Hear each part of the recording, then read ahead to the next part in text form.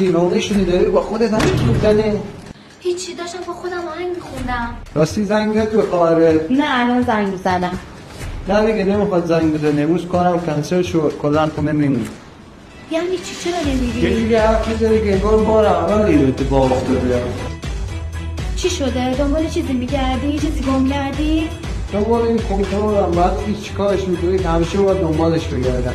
اگه یه روز حس کنم به دروغ گفتی چیکار میکنی؟ هیچ حرفی، ولی بهم شک داری. معلومه که نه، خواستم بدونی.